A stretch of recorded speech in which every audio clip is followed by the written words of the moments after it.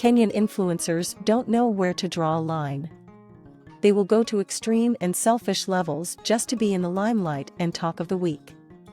This was made manifest this weekend at Akothee's white wedding. Even though it was an invite-only event, by default most influencers were invited. They are co-creators with Akothee. Most influencers spent the whole of pre-Easter pondering the stunt to pull to make it at least among the top 5 in the digital media gossip. This was not an easy task because Akothee had made sure no one would ruin her day and overshadow her shine. She ensured this by putting together a mega wedding that was colored with extravagance and deserted with a Luo pride touch. But this doesn't mean they wouldn't at least scrape the surface of Akothee's firewall. As days drew near, ideas started spontaneously growing in the minds of the creators and influencers. This was a chance to make it big. As always in the influence industry, go with the masses or else you will drown. These are the laws and principles that govern the industry. You can never outdo it. Otherwise, it will spit you out and forget your existence. Let's get to the meat of the story. We will tell you who pulled the best stunt and who indeed spent millions to pull off his. Number 1, Jalango. Jalango is currently a toddler in politics, but when it comes to showbiz, he is a grandpapa. WAJESUS has survived the metters of the industry until he is a force to reckon with. WAJESUS drove Akothee to the venue. This was a creative stunt on his part. Despite his train of influence gradually being derailed into politics, he has been struggling to keep his relevance. Even though this is slowly not bearing fruits, at least, he is still relevant. This stunt adds more life to his relevance. The fact that we expect MPs to have their own chauffeurs, but here Jalango is chauffeuring someone else, which resonates with our minds as a memorable stunt. Of course, it came with the cost of WAJESUS requesting Akothee for the task.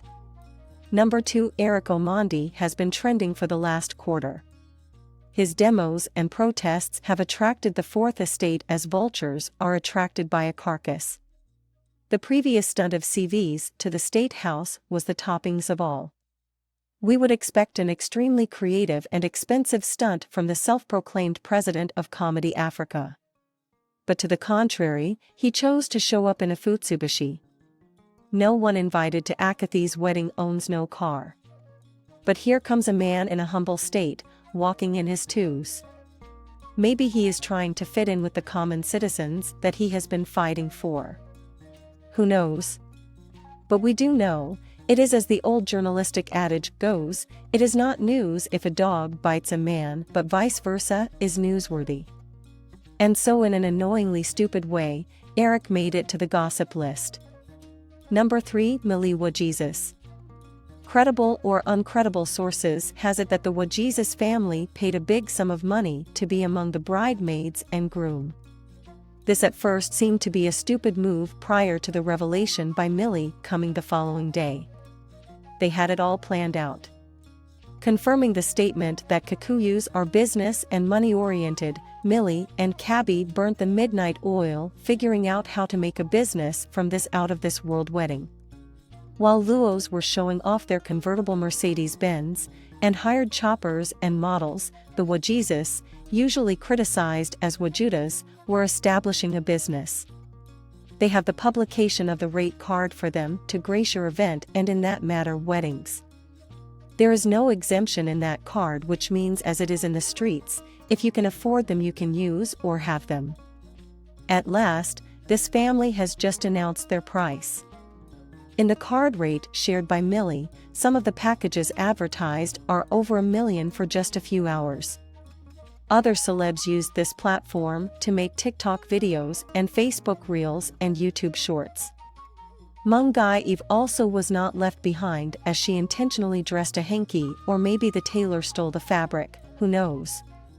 But if half nudity will make you a trend, Kenyan Celebs are ready to tap into it. She later apologized to her fans, but it was all scripted out to maintain her name among the top gossip headlines. In fact, we wouldn't have mentioned her if she never pulled that half-nudity stunt.